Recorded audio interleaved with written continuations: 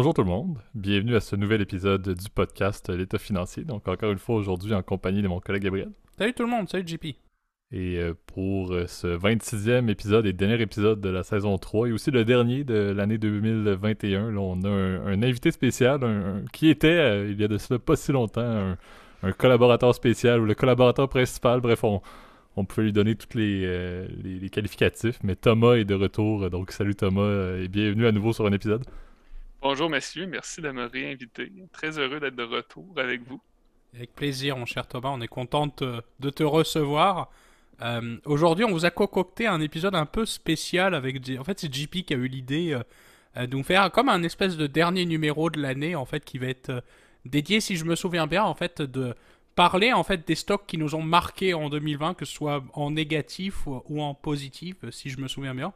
Exactement. T'sais, on vous avait dit là, qu'on voulait clôturer un peu là, avec des formats un petit peu spéciaux. Là, on vous a fait la semaine passée là, les événements qui nous avaient marqués pour l'année 2021. On veut vous faire un peu ça. Vous allez voir, là, on n'a pas vraiment de structure. On a plusieurs stocks, bien évidemment, qui sont similaires. Là, donc, on va lancer la discussion entre nous et aussi, on va probablement revenir là, pour ceux qui étaient des auditeurs fidèles depuis le début même de la saison 3. Là, vous vous souviendrez, Thomas était présent. Là, on avait fait un épisode là, sur les titres qui nous intéressaient, donc je me doute qu'on risque d'en reparler également. Là, donc une petite discussion fluide, là, ça sera pas de top ou quoi que ce soit. Là, donc on va passer assez rapidement vers le premier. Tout comme on l'a fait, je crois, la semaine passée, Gab, je vais te laisser faire le disclaimer, puis on va peut-être le faire comme d'habitude là, avec le bon vieux jingle là, du au son de la cloche, là, comme on l'avait fait la semaine passée. Fait que peut-être faire le disclaimer, on parle de compagnies, bien évidemment, qui sont listées, là, comme vous pouvez vous en douter. Donc je te laisse prendre la parole. Ouais, je pense que pour aujourd'hui, ça prendra tout son sens, mais évidemment, tout ce qu'on va vous parler, que ce soit moi, JP ou Thomas, bien évidemment, c'est notre opinion personnelle, tu sais, c'est pour le fun ce qu'on vous partage. Il ne s'agit pas d'une recommandation, évidemment, officielle de placement. On vous invite toujours à prendre contact avec un expert, conseiller financier, planificateur financier, spécialiste en placement. En fait, quiconque en fait est autorisé aussi à vous émettre des recommandations afin de prendre les meilleures décisions pour votre portefeuille. Je pense que c'est aussi une mise en garde, je pense, très importante parce que, évidemment, tout ce qu'on va dire aujourd'hui, en plus, c'est vraiment, pour le coup, vraiment dans un but éducatif. Donc, soyez bien vigilants là-dessus. Exactement. Donc, insérons le jingle là, du haut son de la cloche là, pour entrecouper le début de cet épisode final de la saison 3.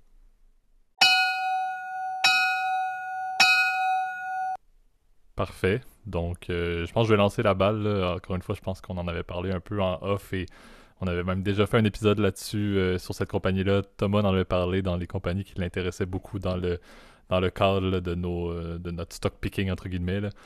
Moderna. Je pense que c'est important de le faire. Encore une fois, on le mentionne, on a beaucoup d'appréciation pour Stéphane Bancel. Je sais que Gab passe à peu près, il n'y a pas une journée dans sa vie depuis à peu près 6 mois où il ne pense pas à Stéphane. Donc Stéphane, je vais juste faire une petite introduction rapide sur la performance, là, mais au niveau de l'année, là, year to date, on parle d'à peu près, puis encore une fois, les pourcentages qu'on va vous donner sont, bien évidemment, ça change souvent d'un site à l'autre, là. C'est pas toujours la même, c'est pas aussi représentatif, là, mais on parle de 134% là, selon ce que j'ai trouvé. Bien évidemment, vous vous doutez, là, le market cap est à 12,4 milliards. Puis Moderna, j'ai pas besoin de l'introduire trop là, une compagnie qui, bien évidemment, a eu un claim to fame en bon anglais, là, mais a eu la capacité d'être la deuxième, si je me trompe pas, après Pfizer BioNTech, là, à avoir l'approbation de son vaccin contre la COVID, qui l'a propulsé, là, comme on l'a dit, à un leader mondial du jour au lendemain. Donc, petite compagnie américaine avec un président français là, qui est rendu là, une des puissances, qui d'ailleurs maintenant, je crois, ils ont 23 programmes en cours pour différents types de vaccins ou même de médicaments qui sont parfois liés à la COVID, parfois non, bien évidemment. Là, donc, ils sont quand même... Ce qui est bien, c'est qu'ils n'ont pas juste... Ils se sont pas assis sur ce qu'ils faisaient, sur ce qui leur a permis d'avoir une croissance assez notoire au niveau des marchés, mais ils vont de l'avant également pour continuer à être, encore une fois en anglais, mais à être relevant dans l'industrie et à ne pas se faire juste engloutir par un des géants qu'on peut connaître avec les Merck de ce monde, avec les Pfizer de ce monde. Ouais, une belle compagnie. Alors, ce qui va être drôle aujourd'hui, c'est que si on écoute l'épisode du stock picking qu'on a fait, je pense que c'était quasiment en début d'année, on va pouvoir quantifier nos conseils. Pas nos conseils, mais les stocks qu'on aimait. Dans ce cas-ci, au moins, c'est positif. Ça va peut-être l'être moins tantôt. Ouais, non, Moderna qui a connu une belle année, que les perspectives continuent d'être bonnes, ben, c'est certain. Ce qui est drôle, c'est quand tu as du Moderna dans ton portefeuille, c'est que au moins quand il y a des mauvaises nouvelles sur la COVID, il y a Oui, un apport financier qui vient avec. Donc, mais tu sais, malheureusement, la COVID a quand même eu encore beaucoup d'impact cette année. On parle de rappel pour les vaccins. Donc, ça l'a aidé Moderna au niveau à connaître une bonne performance puis des belles perspectives encore pour le futur. Euh, puis ouais, ils continuent de développer leur technologie, de rajouter des produits à leur pipeline, là, de leur portefeuille là, de solutions médicales. Donc, quand même des belles perspectives. Puis, comme tu le disais, ben, c'est ça, 134% de gains. Ça a été plus, je pense, au courant de l'été. Là, c'était à presque 300%. Là. Là, ça s'est replacé un peu. Compagnie qui n'est pas facile à évaluer. Hein. Les analystes vont diverger beaucoup au niveau de leurs opinions et de leurs perspectives. Des compagnies qui apportent des impressions qu'il y a un potentiel pour une très, très grande croissance, mais ça vient avec beaucoup d'incertitudes dans ce temps-là. Là. Donc, c'est pour ça. Une valeur qui bouge pas mal de haut en bas, mais qui, qui connaît la belle croissance là, depuis l'année. Ouais, je pense que c'est vraiment l'exemple, si tu permets, enfin, si vous permettez, messieurs, c'est vraiment l'exemple du growth stock par excellence. C'est beaucoup de, comment dire, évidemment, d'assumptions, excuse-moi pour l'anglicisme, mais Hypothèse. d'hypothèses futures qui sont très, évidemment, ambitieuses et qui dépendent énormément, évidemment, de l'effet Covid. Tu sais que quand même, selon les analyses, entre guillemets, le consensus des analystes, et on est à peu près sur des revenus qui devraient être stables en fait entre 2021 et 2022. Là, c'est aux alentours des revenus, aux alentours des 20 milliards de dollars pour les deux années. Et avec des profits évidemment records aux alentours des 12 milliards pour les deux exercices 2021-2022. Donc si on prend en compte le dernier trimestre de 2021 qui n'est pas encore sorti, mais on a à peu près une bonne idée évidemment du nombre de commandes qui a été fait par les différents gouvernements. Donc c'est quand même une entreprise qui est toujours intéressante, mais où la question est de savoir qu'est-ce qui va se passer après évidemment cet engouement Covid. On en avait déjà parlé avec JP dans un épisode, je pense que c'était un peu plus tôt cet automne qu'on en avait fait un sur justement mhm, sur Stéphanou et sur comment dire la stratégie payante de Moderna. Euh, mais je trouve que c'est une compagnie évidemment qui est hyper intéressante de la perspective évidemment d'un investisseur. C'est super intéressant. C'est une technologie révolutionnaire qui, on l'a dit, va avoir plein de bénéfices, je pense, sur la société humaine. Là, je prends mon chapeau un peu de philosophe du dimanche, mais je trouve que c'est une compagnie vraiment intéressante et qui sera, je pense, à surveiller énormément, même durant les prochaines années. On sait que, bon, l'effet Covid, en tout cas avec les dernières annonces, dans la plupart des pays d'ailleurs, il commence à y avoir évidemment une recrudescence très importante des cas, puis avec des restrictions supplémentaires. On sait que le vaccin sera vraiment un des angles de stratégie principaux là, des gouvernements. La question est de savoir, est-ce qu'ils vont être efficaces contre les nouveaux variants, notamment Omicron? On pense que oui, avec des doses de rappel régulières tous les ans, par exemple, ou tous les 6 mois, ça permettrait d'avoir une immunité, comment dire, suffisante à ce satané virus qu'est le Covid, le SARS-CoV-2 exactement. Euh, donc je pense je trouve ça bien que vous l'ayez mentionné, messieurs. Puis je pense que c'était une des compagnies. Je pense que tout le monde, on s'est pas dit nos compagnies respectives à qui on pensait là. D'ailleurs, je le précise aux auditeurs, mais j'étais prêt à mettre un 100 $ que Moderna allait tomber, ainsi que vos autres recommandations. Je vais vérifier par la suite si j'ai raison là. Ouais, exact. ben, je pense qu'on en avait parlé lors d'un épisode, puis c'est intéressant de revenir sur Moderna. Puis, tu sais, ce que tu mentionnes, c'est ça va être important, le test dans le futur pour Moderna. Est-ce que sont capables d'offrir autre chose que tu sais, le vaccin à la COVID qu'ils ont offert? Bon, si on tombe dans l'opinion, moi, j'ai envie de dire que oui, parce que, tu sais, on parle souvent de la technologie le ARN messager en français, on parle comme si c'était une nouvelle technologie qui venait de sortir, alors que c'est pas le cas. Ça a été découvert dans les années 80. Ça a été presque abandonné, je pense, dans les années 90, si je me rappelle bien mon histoire. Là. Ça avait presque été complètement abandonné. Je pense que c'est un chercheur qui a continué à faire des recherches parce qu'il y avait un problème majeur avec cette technologie-là. Il a trouvé la solution. dans les années 2000. Puis là, il y a eu une recrudescence de l'engouement. La force de Moderna, c'est qu'ils ont réussi à aider les fondateurs à voir ça, ce papier-là, puis à dire ben, il y a un fort potentiel pour le futur, faire une compagnie autour de ça. Ils ont formé Moderna. Puis aujourd'hui, ben, ils arrivent avec la solution au problème de la COVID. Mais tu sais, ils travaillaient depuis déjà 10 ans à développer d'autres solutions à des maladies qui existent déjà. Je pense que c'est des choses qu'on va voir sortir. Puis en fait, la COVID, pour moi, ça a été un grand test pour cette technologie-là qui existait déjà depuis un moment, mais qui n'avait jamais été vraiment mise en application. Puis je pense qu'ils ont relevé le test avec brio là, quand on regarde BioNTech puis Moderna. Donc, une technologie prometteuse, donc Moderna puis BioNTech devraient bénéficier de ça. Là, puis... Exact. Ça a été vraiment une belle année, comme on l'a dit. Puis c'est ce qui est intéressant. Ça va passer peut-être vers le deuxième titre là, que je vais peut-être te passer à nouveau la parole. Thomas, là, qui, encore une fois, le but est de parler de stocks qui ont très bien performé en 2021. Moderna, encore une fois, c'est sine qua non, là, que cette compagnie-là a eu une performance notoire. Je sais pas, Thomas, si tu veux partir avec un second titre qui peut-être a vécu de moins bons moments en cette année et peut-être que également t'en as peut-être parlé il n'y a pas si longtemps que ça. Je sais que Gab attend depuis très longtemps de pouvoir en discuter dans ce podcast. Je vais remettre un 500 dessus pour le coup. On continue avec mes recommandations et on va dans le côté moins bien de la chose avec Good Food, qui est une compagnie montréalaise que j'aime beaucoup, que j'aime encore beaucoup. Là. Que veux-tu? Hein? C'est un coup de cœur, c'est dur. J'ai le cœur brisé un petit peu en ce moment parce que, bon, là, moi, de ce que j'ai vu, là, c'est moins 60% presque de performance, dépendamment là, de la date que vous choisissez. Moins 70 depuis le début de l'année calendrier. Moins 70 depuis le début de l'année. Donc, ouais, pas facile pour les adorateurs de ce titre. Mais bon, écoute, je vous laisse aller un petit peu commenter. Puis, Peut-être Gab, je vais te la remettre rapidement la parole. Encore une fois, je pense, moi la vision que j'ai, puis je pense que je l'avais déjà soulevé à l'époque, là, mais la problématique de cette compagnie-là, c'est pas que leur offre est problématique, parce que l'offre est tout à fait valide et l'est encore plus dans un contexte où on est en pandémie et on est en télétravail. Donc, à la base, je crois que le modèle est encore pertinent et c'est pour ça que je vois cette compagnie-là comme étant une compagnie là, dont la performance assez épouvantable de l'année ne devrait pas être quelque chose de courant. Là.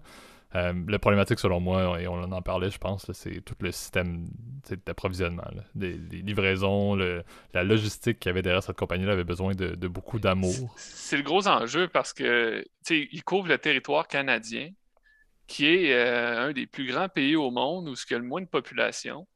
Donc, tu sais, c'est extrêmement compliqué d'être bien établi puis solidement pour desservir tout le territoire canadien. Donc, ça vient avec des énormes enjeux logistiques. Puis je pense que c'est encore ça leur défi. Ça vient avec des investissements en monstres. Puis c'est dur pour une compagnie assez nouvelle de trouver le bon modèle puis le bon ajustement pour vraiment réussir à couvrir tous ces coûts-là puis que ça ne devienne pas exorbitant. Parce qu'ils n'ont pas généré assez de liquidité dans leurs opérations justement pour se permettre. Puis Gab, peut-être tu peux en parler parce que je sais que tu es un fan là, des entrepôts réfrigérés dans l'Ouest canadien, là, mais avant de te repasser là-dessus, là, je crois que c'est un petit peu ça, comme tu l'as dit. Ils n'ont pas eu la capacité d'investir pour leur croissance qui était significative. Ils ont eu des problèmes, comme on l'a dit, d'entreposage. Puis on l'a dit dans d'autres épisodes, le système logistique de livraison, là, ça a été un bordel incommensurable là, depuis toute l'année pour tout, là, littéralement. Là, on parle pas seulement avec les pénuries de main-d'œuvre. Voilà, donc je pense que c'était une conjecture qui était absolument qui était épouvantable justement pour cette compagnie-là, qui son fondement est adéquat et ses clients sont là, mais il faut vraiment qu'il y ait un petit step qui soit pris. Encore une fois, quand est-ce que cette compagnie-là pourra faire ce step-là dans ses opérations, c'est ce qui est peut-être plus difficile et peut-être Gab, tu veux rajouter quelque chose là-dessus également? Ouais, contrairement à ce qu'on peut penser, on va me voir un peu comme le troll de l'épisode, qui va rire, on va dire, de l'échec. Pas du tout, au contraire. De mes malheurs. Oui, de tes malheurs, mais pas du tout. Vraiment, c'est une compagnie auquel moi-même je crois aussi beaucoup. Donc, les haters pourront rager de leur côté, ce sera pas le cas. C'est une compagnie que j'aime beaucoup et je trouve qu'elle a énormément de potentiel. Le business de la livraison, parce qu'on rappelle un peu Good Food parce qu'on est passé rapidement dessus, mais c'est une entreprise en fait qui livre des repas préparés ou de l'épicerie par exemple directement à la maison. Donc je trouve que c'est un business qui est intéressant et un service qui est intéressant en fait pour beaucoup de gens. Je pense particulièrement aux jeunes professionnels, aux familles, etc., qui n'ont pas envie de se casser la tête à faire les courses. J'ai jamais autant détesté faire les courses qu'en ce moment où t'es masqué, t'es là, tu fais la file d'attente. Là, c'est vraiment atroce. Déjà, je détestais ça avant, donc je peux comprendre l'argument d'affaires.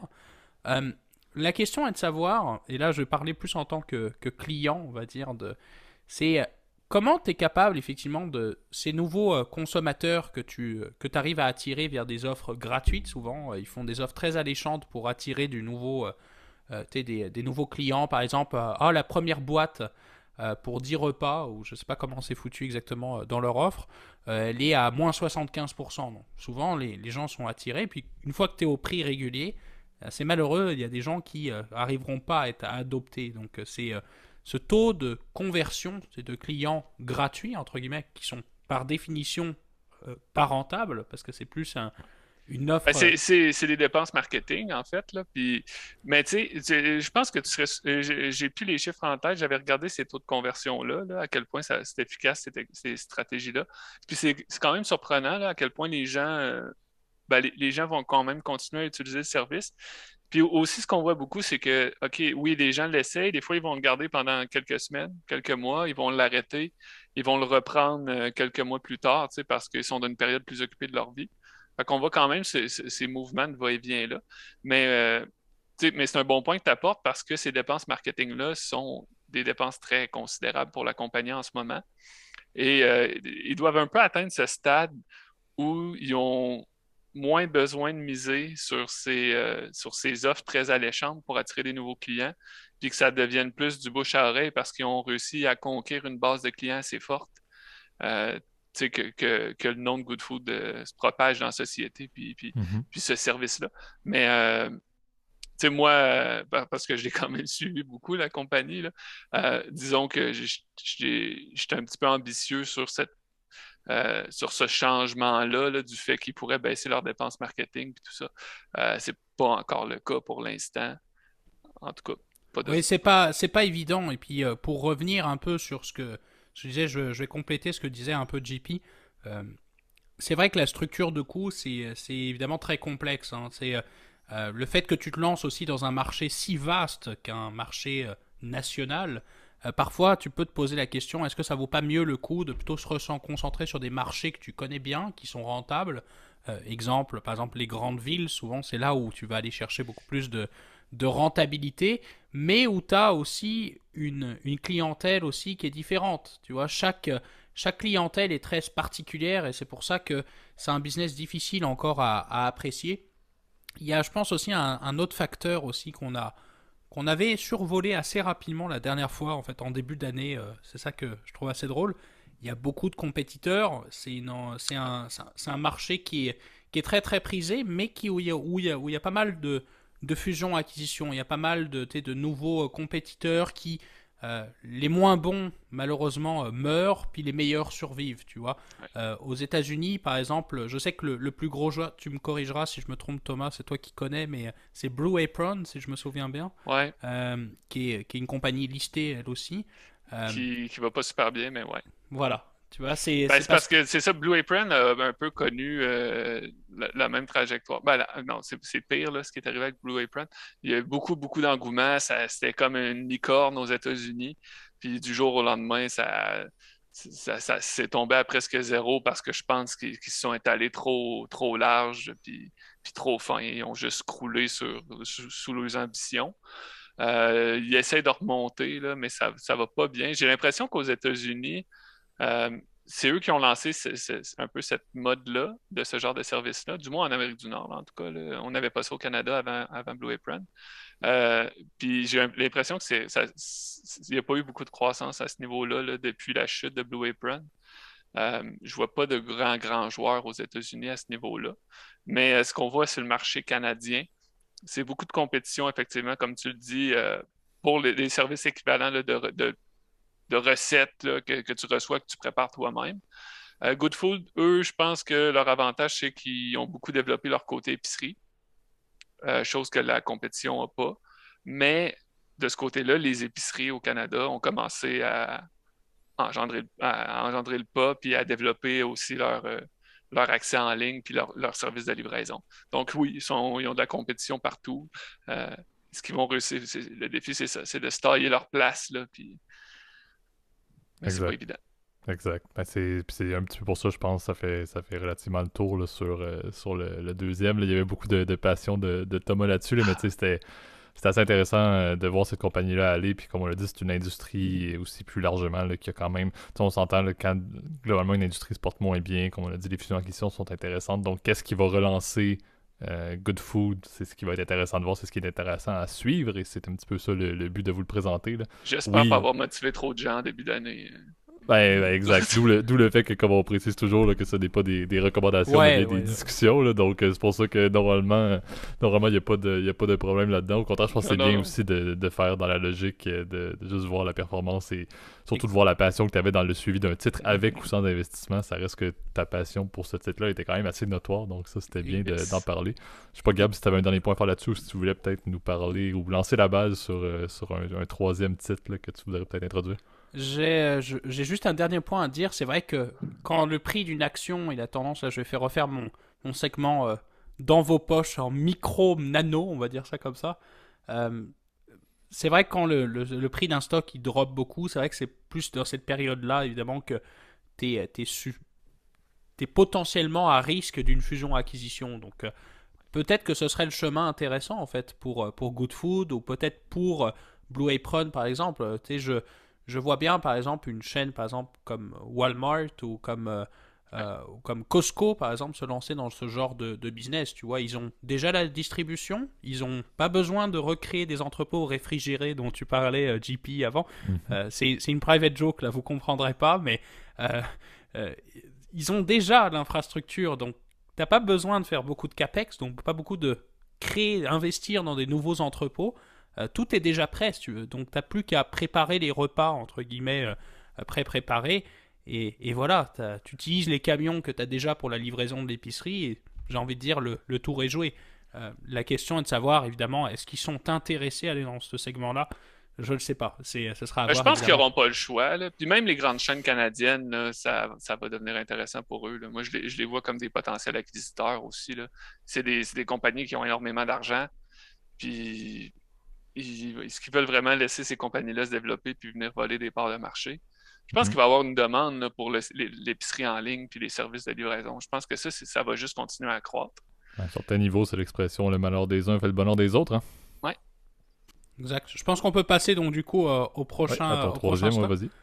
Alors moi, je vous avais parlé en début d'année un peu de stock très conservateur. Vous êtes pas mal à vous être moqué évidemment de ma recommandation, y compris ces deux messieurs qui sont avec moi aujourd'hui. J'aimerais refaire un suivi sur une compagnie que moi personnellement j'adore. Vous allez me dire, bon, c'est un peu drôle d'aimer ce genre d'entreprise. S'il s'agit de JP Morgan, donc la banque d'investissement, et en fait la banque plus généralement américaine, qui possède plusieurs filiales un peu partout dans le monde, mais qui est connue surtout pour ses revenus au niveau de l'investment banking. Donc c'est une entreprise très particulière, évidemment, qui a une culture et une façon de faire du business qui est très particulière. Je sais que leur CEO aussi est l'un des mieux rémunérés de Wall Street, Monsieur Jamie Dimon, si je me trompe pas. C'est une banque qui a été capable de se réinventer énormément après 2008 et qui, à mon avis, était vraiment sous-évaluée à sa pleine valeur au début. En fait, surtout durant la première vague de la pandémie, là où je voyais ce stock-là à $80, où je disais, mon Dieu, ça vaut le double facilement. Et finalement, bon, aujourd'hui, c'est un des stocks dans les services financiers qui a fonctionné le mieux, en fait. Donc, avec des gains, là, je vais vous ressortir plus dans quelques instants les rendements très exacts, parce que je ne veux pas dire de conneries, mais je pense qu'on a fait à peu près 70% de croissance sur cette entreprise-là. Une belle entreprise qui vraiment va se focuser aujourd'hui sur des nouveaux services intelligents, va investir énormément, par exemple, dans des technologies comme la blockchain. Tu sais que JP Morgan est la première en fait entreprise à avoir eu sa propre blockchain privée pour faire des transferts entre des comptes. Donc c'est des technologies, hein, je trouve, assez innovantes et je trouve que JPM est un stock très intéressant à obtenir parce que c'est une banque qui non seulement fait du brick and mortar, comme disent les Américains, donc vous vendent des comptes chèques, des cartes de crédit, ils sont très bons d'ailleurs dans ce... Ils ont une capacité justement de faire du cross-selling qui est très très bon par rapport à leurs compétiteurs. Mais ils ont cette capacité aussi d'avoir énormément de revenus partout. Et c'est une des méga banques, donc comme on peut l'appeler aux États-Unis, qui évidemment a une croissance, je trouve, très intéressante et je pense qui mérite d'être observée. Ouais, tu sais, je suis d'accord avec le fait que, puis je pense que c'est bien que tu soulèves JP Morgan comme exemple, mais je pense que ça donne aussi une trame plus large pour l'année 2021. On peut parler du contexte américain, on peut parler de l'industrie canadienne, on peut même parler de l'industrie française pour nos auditeurs outre-Atlantique, là. Mais tu sais, globalement, les grandes banques ont eu des performances qui étaient quand même assez intéressantes, surtout celles, comme tu l'as dit, qui ont des départements, des filières d'investissement de marchés financiers qui sont importants. La performance des marchés l'a été, là, on s'entend dans la majorité des... Il y avait beaucoup de volatilité, mais aussi une croissance quand même assez imposante dans les derniers mois, qui a permis d'avoir des rendements quand même assez notoires, surtout quand on s'entend qu'ils comparaient d'une année à l'autre avec des performances qui étaient absolument relativement épouvantables dans la fameuse reprise en V là, de 2020. Donc je pense que c'est vrai que c'est un bon exemple très, très encore une fois, là, c'est comme le number one américain. Là. Je pense que c'est un petit peu ça qu'on te reprochait à l'époque quand t'en avais parlé en introduction, c'est justement que tu ciblais, écoute, moi je vais vous parler de Apple, c'est un petit peu la même logique, là, je vais prendre le numéro 1 d'une industrie, fait que c'est certain que c'est pas, on pense plus à blue chip dans ce temps-là, mais je pense que c'est un bon exemple, ils ont très bien performé comme tu as dit, ils ont quand même aussi, dans une certaine mesure, là, je pense, dépassé l'industrie américaine. Mais plus largement, je pense que tu mets un voile sur une bonne année pour une industrie là, qui est quand même... On n'aurait pas pensé mentionner plus généralement une banque ou l'industrie financière. Parce que c'est ça, le domaine financier aux États-Unis a très très bien fait. L'ensemble des banques a bien fait. JP Morgan particulièrement. Parce que, comme tu dis, beaucoup exposé aux fusions-acquisitions. Puis moi, à ma grande surprise, c'est un secteur des finances qui a connu beaucoup de croissance cette année, les fusions-acquisitions. Mais moi, en fait, ce qui me surprend de voir des chiffres de rendement comme ça pour le secteur financier, c'est que c'est un peu atypique de voir autant de rendement pour un secteur aussi mature. Tu as l'impression que des aussi grosses compagnies, c'est des compagnies qui vont être bien évaluées constamment sur les marchés parce que tout le monde les connaît, tout le monde les suit, tout le monde a leurs hypothèses de valorisation. Donc, c'est censé être un des segments de marché les plus efficients. Et là, de voir cette croissance-là qui bat le S&P 500 là, de couture là, sur l'année, moi, ça me surprend. Mais bien vu par Gabriel. Après, alors au niveau des rendements, j'ai été capable de les retrouver. En fait, depuis le creux, évidemment, de la première vague, on est à 66,40%. Et depuis le début de l'année, je me suis un peu envolé. On est à 23,32%, mais ce qui est quand même très bon par rapport au S&P qui est à peu près à 25%. Alors que c'est un marché qui, on le sait, qui est très mature, le service financier. C'est assez... même si c'est plus cyclique qu'il n'y paraît. Hein. Les banques, évidemment, sont quand même très exposées, surtout à leur marge au niveau des taux d'intérêt. C'est comme ça qu'elles font leur pain et leur beurre. Mais JP Morgan, ce qui est cool, c'est qu'étant tellement diversifié dans énormément de classes d'actifs, mais j'avais oublié évidemment asset management, c'est évidemment une classe un type de revenu de bancaire qui est évidemment très populaire et JP Morgan est excellente aussi dans l'asset management, même si c'est un secteur qui commence à faire un peu plus peur par rapport en tout cas par rapport à l'investment banking qui a connu des revenus extraordinaires, exponentiels d'ailleurs. 2021-2020 ont été 2 années extraordinaires pour les fusions-acquisitions, tu l'as dit, pour les IPO aussi, les SPAC, etc. On en avait jeté un morceau. Mais c'est ça que j'aime avec cette banque-là et je trouve que même si, c'est pas très sexy à parler, tiens, je vais te pitcher une banque, mais j'aime bien le secteur bancaire parce que je pense que c'est quelque chose qui est stable et qui est très maîtrisé. Les banques américaines aussi sont tellement régulées que moi je pense qu'elles tombent d'ailleurs dans la catégorie des too big to fail, qui fait que je pense que c'est ça en 2007 aussi. Oui, ouais. Oui. C'est pas, mais aujourd'hui on a des policies qui sont tellement strictes au niveau du Sont-elles si réguliers que ça aux États-Unis? Elles sont régulées principalement par la FDIC, donc qui est l'assurance dépôt des États-Unis, mais qui sert aussi en parallèle avec la Réserve fédérale des États-Unis. Donc on le sait, la Réserve fédérale c'est un peu compliqué parce qu'il y a plein de réserves régionales, etc. Mais il y a un head office qui est à Washington. Euh, Elles ont quand même des régulations qui sont plus élevées en tant que statut de Too Big to Fail. C'est un peu, c'est un peu ce qui garantit, entre guillemets, le fait qu'elles seront sauvées quoi qu'il arrive, tu vois. Euh, Parce Ouais, qu'elles ouais, ont... dans ce sens-là, oui. Exact, elles ont un risque systémique tellement important Ouais. que ce serait faire couler l'économie que de faire couler ces fleurons. On va y aller Est-ce avec des qu'on est un termes. peu encore dans l'idée qu'en fait, on va les laisser faire ce qu'ils veulent pour faire de l'argent, puis que si ça se plante, ça va être encore les taxes des citoyens qui vont sauver ces grandes banques-là, Ben, comme en on se 2007? retrouve un peu. Ben, c'est ça. Moi, je me retrouve un peu avec pour ceux qui l'ont, vous l'avez tous écouté ici, là, mais nos auditeurs également, là, le dernier segment de Big Short, où au final, il mentionne que Le film les conclut comme produits ça. ont changé de nom, mais sont encore transigés. Donc, c'est certain que c'est un point, je pense qu'on le verra lorsqu'il y aura la prochaine crise financière systémique et non une crise sanitaire comme on l'a vécu. Là. On verra effectivement s'il y a un aspect amplifié lié à des opérations Parce que, des grandes banques. tu sais, j'accroche sur le terme extrêmement bien régulé parce que, au Canada, si on regarde un peu le secteur au Canada, les banques sont très régulées. On a 6 banques, il n'y en aura pas plus, il n'y Ouais. en aura pas moins. Tu fais avec ces 6 banques-là, puis c'est extrêmement surveillé. Aux États-Unis, c'est sûr que je sais moins, moi j'ai plus appris avant la crise. Mais tu sais, je sais qu'il y avait des milliers et des milliers de petites banques aux C'est États-Unis. exactement ça. Je vais Est-ce que donner un c'est encore exemple. le cas? Est-ce que ça a vraiment changé? Je Mais ne c'est sais encore pas. le cas, tu sais, on dit souvent en blague, mais avec un minimum de régulation, on pourrait se partir à 3 une credit union ce C'est soir au ça. Vermont. Tu sais. C'est triste, mais c'est un petit peu ça. L'ampleur il y a des écarts bien évidents et même plus massifs que partout dans le monde, selon moi, entre les grandes banques américaines et les plus petites, mais c'est vrai qu'il y en a des milliers. Comme Gab l'a dit, c'est un autre bon point. La régulation est aussi décentralisée par État, ce qui est selon moi, un fiasco complet. Mais je pense qu'il y a effectivement beaucoup de points là, qui rendent le fait que oui, la performance de JP Morgan que Gab, tu proposais là, est effectivement engrangée en grande partie par le fait que cette banque-là peut faire un peu ce qu'elle veut. Mais ça, je pense que ça conclut bien ce Juste, troisième. Oui. juste un dernier point que je veux rajouter, JP. Peut-être un défi de JP Morgan qui va se poser dans les prochaines années.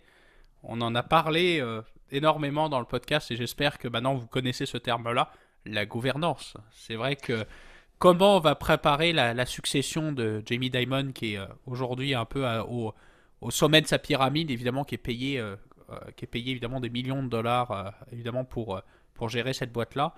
Euh, c'est une question qui va se poser et je pense qu'il y a tellement de conflits d'intérêts, etc. et une importance systémique de cette banque-là que les questions de gouvernance, elles sont mises en exsangue, évidemment, de manière très importante dans l'exemple de cette banque-là. Je pense que JP, du coup, on peut passer à ton stock. J'ai hâte de savoir lequel c'est. Effectivement, je lance quelque chose de nouveau qu'on n'a pas parlé d'ailleurs, je crois, dans le podcast depuis le fondement du podcast de un an et demi et qu'on n'en a pas parlé non plus dans du stock picking. Là. Puis il y a deux aspects dans ma réflexion. Premièrement, je viens chercher les émotions chez Gab, ça c'est certain. Et deuxièmement, je fais fortement un mea culpa sur un discours que j'ai déjà eu. Vous me connaissez en tant que grand fan de Tesla. Et j'ai toujours dit que Tesla pouvait toujours faire ce qu'il voulait dans l'industrie des véhicules électriques tant que les compagnies fondamentales, tant que les constructeurs automobiles qu'on connaît faisaient juste des versions absolument horribles de véhicules électriques plutôt que de prendre les véhicules qu'ils vendent et les faire en mode EV. Et je vous lance Ford. Je ne pouvais pas passer à côté. On parle de 132% là, year over year quand même au niveau du return. Fait partie de moi. Je crois que je trouvais ça sur. Je pourrais vous retrouver le lien, là, mais c'est dans un top 10 que j'ai vu juste en termes de pourcentage, sans parler de ce qu'ils ont fait. Mais je crois que Ford a réussi quelque chose qui est assez notoire. Je lance le fameux F-150 Lightning que pour ceux qui suivent, le Biden avait testé, ce qui avait fait mousser là, les ventes, mais qui est littéralement le F-150 que tout le monde aime, mais en mode électrique. La Mustang Mach-E également, qui est la Mustang que tout le monde veut acheter quand c'est du pétrole, mais qui se fait maintenant en mode électrique. Puis c'est beaucoup de dire, tu sais, Tesla a une performance encore une fois positive cette année, mais a quand même ralenti par rapport à leur croissance fulgurante, à la croissance fulgurante des dernières années. Et c'est un peu ça qui m'attriste de voir que Ford a fait beaucoup de bonnes démarches, mais il se retrouve avec je pense, pour vous donner l'information, là, il y a eu, je pense que c'est Rivian, ouais, et Lucid Group, là, je pense, qui ont techniquement une capitalisation qui a explosé avec aucun revenu. Donc, on a Ford qui est en train de faire une transition super intéressante, mais qui l'a été cette année, là, encouragé par les investisseurs avec les returns qu'on a vus. Mais je crois que ça doit être encore plus que ça. T'sais, une compagnie comme Ford qui fait cette démarche-là, il faut que ça soit encouragé. Il faut que effectivement ce stock continue à prendre de la croissance pour la transition énergétique ou la contribution qu'ils font dans l'industrie. Donc je vous passe la balle là-dessus. Là. J'ai fait Encore une fois, c'est très mea culpa de ma part parce que je ne crois pas que j'aurais pu parler de Ford jamais en tant que personne qui a presque Tesla tatoué sur le cœur. Elon Musk, je te salue, mais je dois le dire, Ford de la bonne vieille Rust Belt, chapeau pour cette année incroyable et surtout chapeau pour m'avoir fait mentir en disant que fallait que les compagnies fondamentales prennent leur modèle qui fonctionne puis qui est face électrique. Ils l'ont fait et ça marche super bien. Alors, je te promets, JP, ça, je te fais la confession en vidéo, en tout cas en audio pour nos auditeurs. Je te promets que si je gagne un jour au loto, tu auras ta Tesla. Comme ça, tu arrêteras Comme ça, je vais arrêter. Tu arrêteras un jour, pendant un mois, de parler de Tesla. Attends, moi, je suis un grand fan de Ferrari. Si t'en veux deux, bon, comme ça, on t'en parlera 2 fois moins, pareil. Bon, c'est une super. Moi, j'aime beaucoup Ford, évidemment, pour son histoire. Je pense que c'est une compagnie, évidemment, qui fait partie des plus vieilles compagnies en fait de l'histoire. Ford, qui a été fondée comme la Ford Motor Company par évidemment son créateur éponyme, Monsieur Henry Ford, mais qui est aussi non seulement un génie de l'industrie.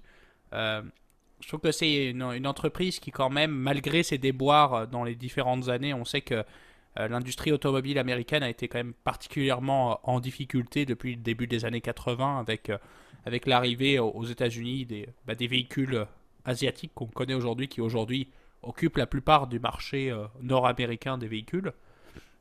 Ford, quand même, essaye de se réinventer, et comme d'ailleurs General Motors, qui d'ailleurs a été très ambitieux aussi au niveau de ses plans de transformation, commence à faire l'effet Tesla.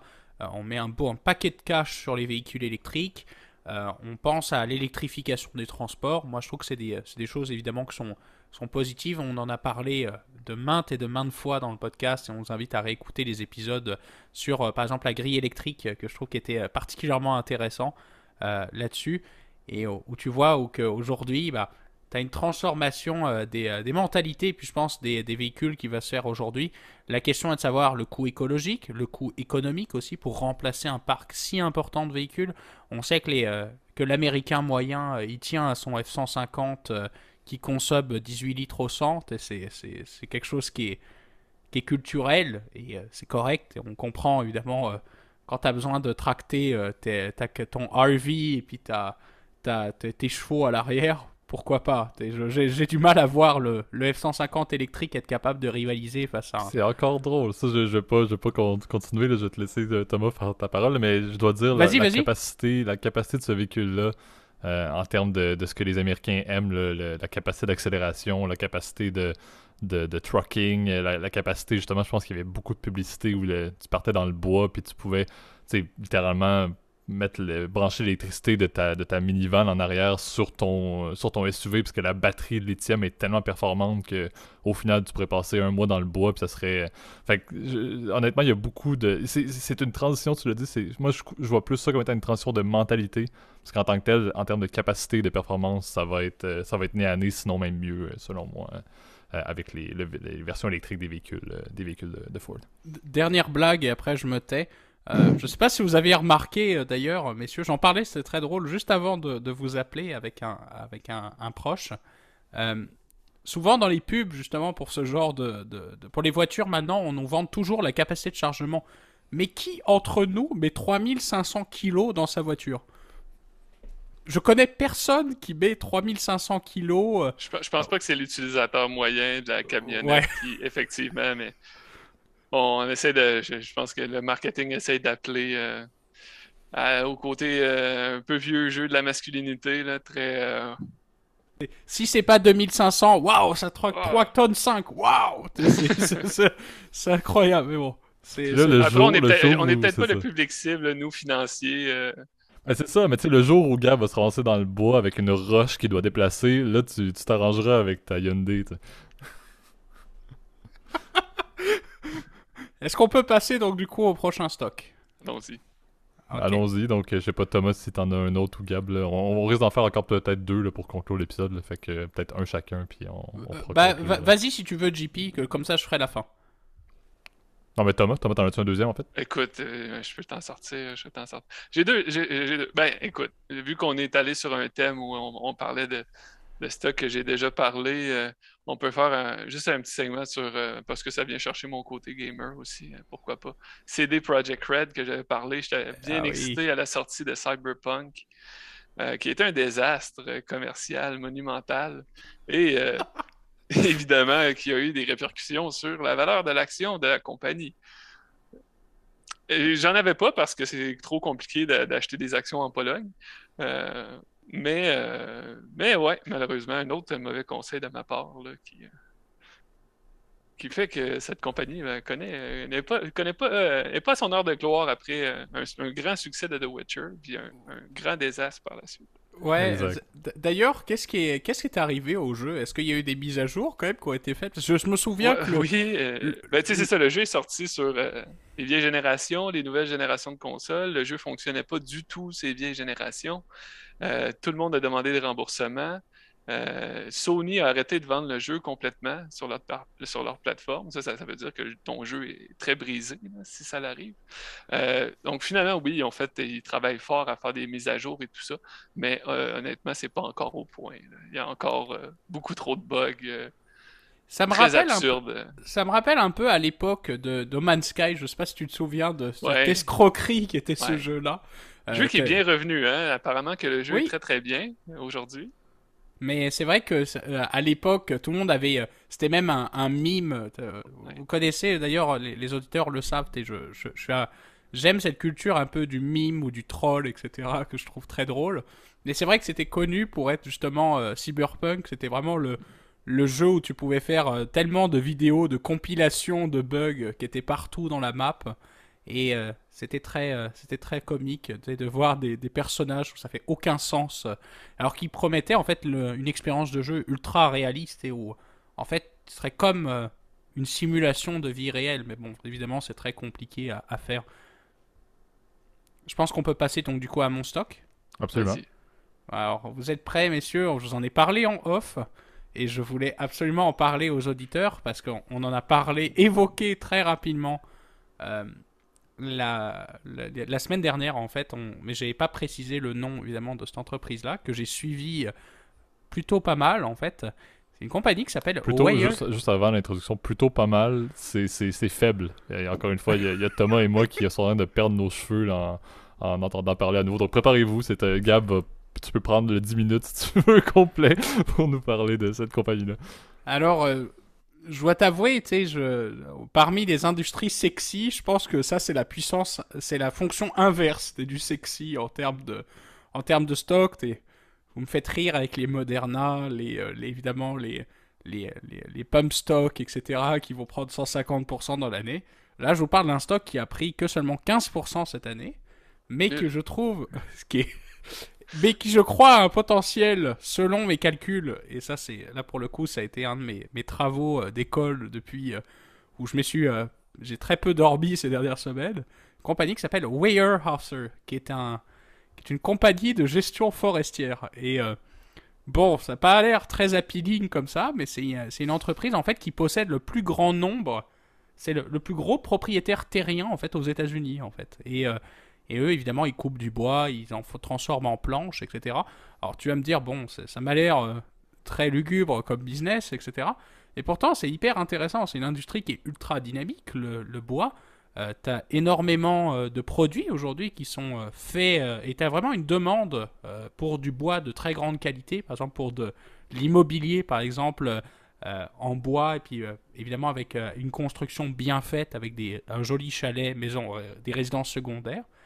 Et Je trouve que justement cette industrie-là est très peu connue et c'est ça que j'ai trouvé intéressant dans cette entreprise-là. Évidemment, je sais que ça va faire rire les auditeurs parce que vous allez vous dire, mon Dieu, déjà comment on épelle cette entreprise-là. J'ai perdu. Je pense qu'ils ont déjà fermé le podcast. Voilà, vous avez. Sur ce, c'était une bonne nuit. Au revoir.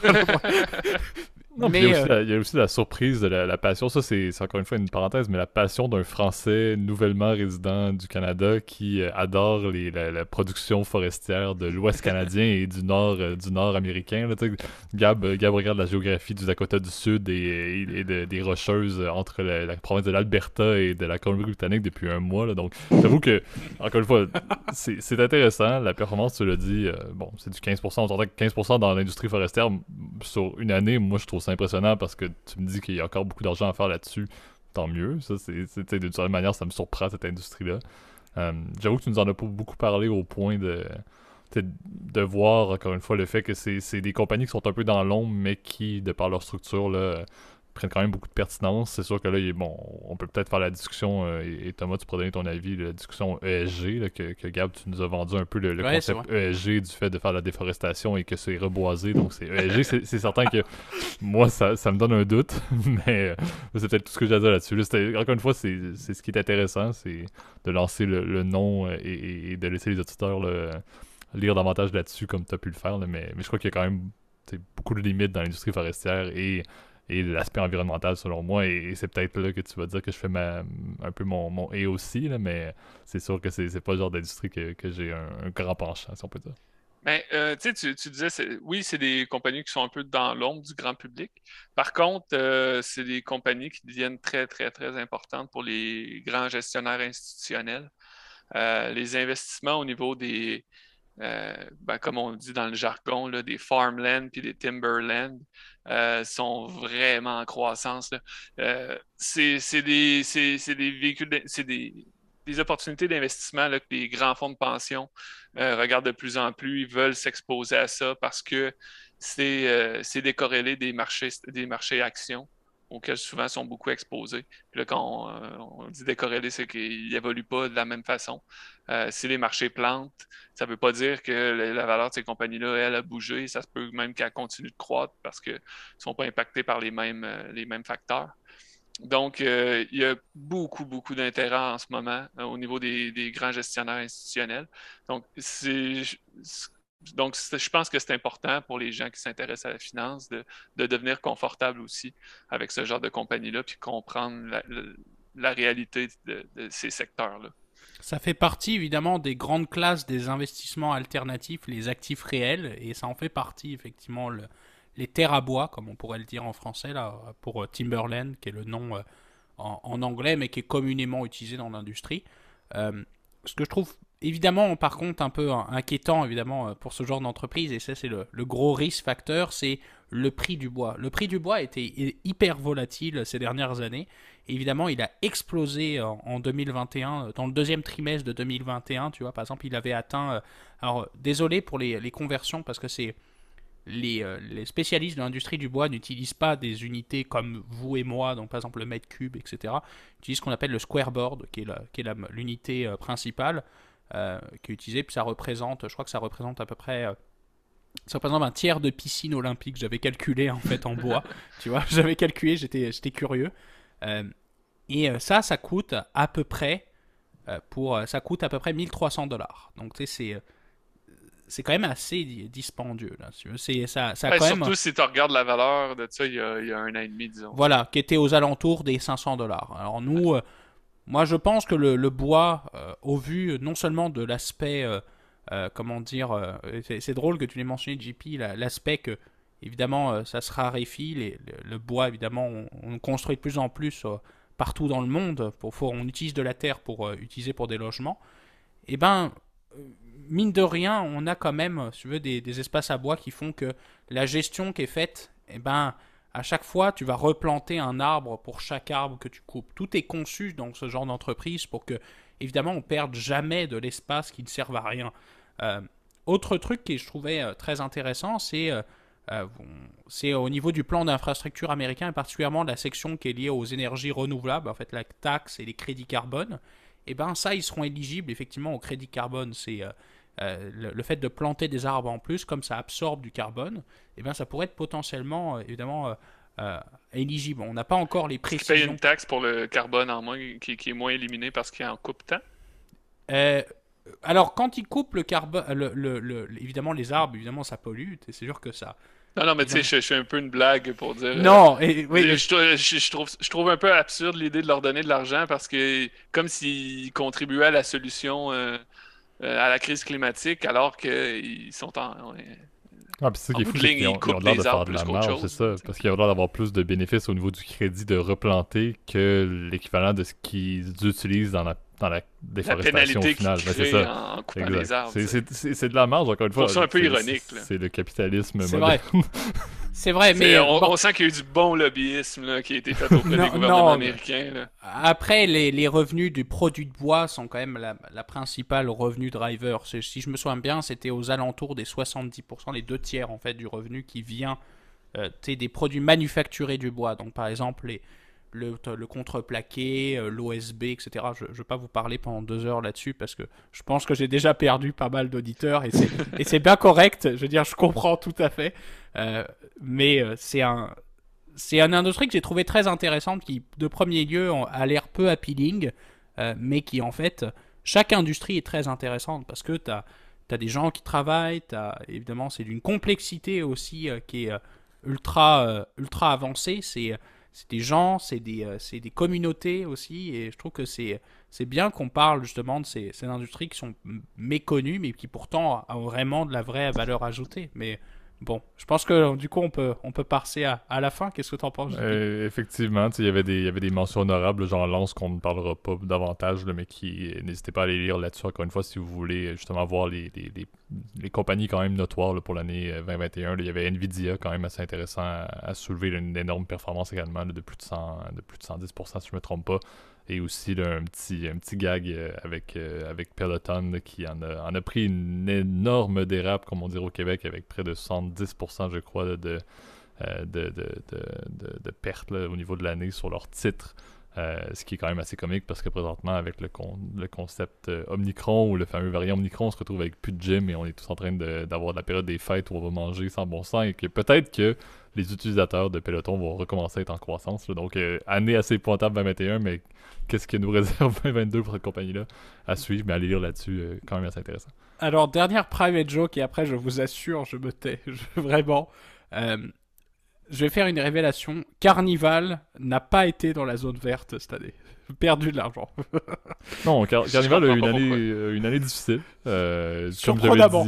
Comme j'avais dit, ça devenait de plus en plus un meme au fur et à mesure qu'on en reparlait dans ce magnifique podcast. Mais comme je l'avais soulevé, et on aura l'occasion d'en reparler, et malheureusement, Omicron aura ramené sa part de déficit. Mais Carnival disait la saison d'hiver va être le do or die un peu pour la performance de la compagnie.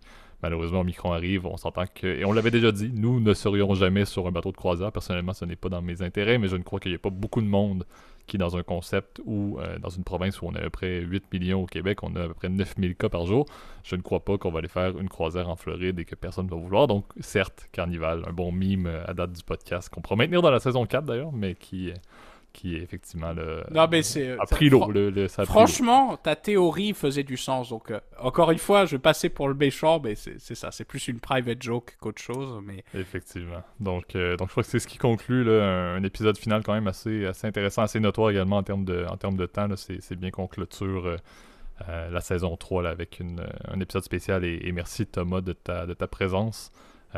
Comme on le dit toujours, puis je vais te passer la parole, Gab, d'ailleurs, si tu as quelques mots, et Thomas également, si tu as quelques mots pour clôturer l'épisode et la saison. Là. La saison 4 commence dès je crois que c'est le 4 ou le 3 janvier. Là. À moins d'avis contraire, on ne fait pas vacances encore une fois. Là. On va continuer notre série. On est sur 1 an et demi de podcast à chaque semaine. Donc on va continuer ça comme ça, je crois pas qu'on va faire de pause là, donc on est bien content. Merci pour cette belle saison, Gab et Thomas également pour ta présence. Je pense qu'on a eu c'est un peu la saison de grandes révélations là. On a pris un peu de réalisation sur qui étaient nos auditeurs et également là, l'intérêt que vous aviez, votre participation également dans les commentaires est toujours appréciée là. Je pense que ça a été une très belle saison qu'on a pu apporter, donc On lance ça en force dans quelques jours déjà, faut dire, dans une semaine avec la saison 4 là, pour poursuivre avec 26 beaux épisodes qui vont nous amener comme toujours à l'été 2022. Dans un contexte, et on réécoutera cet épisode-là en se disant quelle sera la réalité du podcast et de la vie et de l'existence et des marchés financiers. C'est ce qui est intéressant avec le podcast. Donc peut-être Gab, si tu as quelque chose à dire avant Oui, que Thomas rajoute aussi. N'oubliez pas de nous partager évidemment le podcast si ça vous a plu sur toutes les plateformes. Vous pouvez le partager. On le dit toujours, hein, partager un ami, c'est ce qu'il y a de mieux. Hein, c'est des vraies références pour le coup. Puis vous pouvez évidemment vous abonner sur YouTube, mettre un petit like ou un petit commentaire si ça vous a plu. Puis ce serait une façon de nous dire merci aussi, puis de suivre un peu quelles sont vos opinions, puis aussi vos suggestions d'amélioration. Puis sinon, vous pouvez toujours vous abonner sur toutes les plateformes de podcast audio, Spotify, Apple Podcast, Google Podcast, Overcast, etc. Je tiens à te remercier, JP, en tout cas encore une fois pour cette belle saison. Je trouve qu'il se termine. Et merci à nos auditeurs aussi qui nous écoutent. On est très satisfait des résultats. Enfin, un peu baissé ces derniers temps, mais on comprend. C'est Noël. On espère que vous allez passer de joyeuses fêtes. Je vous souhaite un joyeux Noël au passant. À toi aussi, Thomas. Merci pour ta participation. Puis, en tout cas, merci pour votre écoute de cet épisode un peu trop long. Désolé encore. Merci, messieurs. C'est toujours un plaisir de discuter avec vous de nos passions communes. Merci de m'avoir reçu, puis très heureux de conclure la saison avec vous. Avec plaisir. Merci, Thomas. Salut tout le monde. Merci.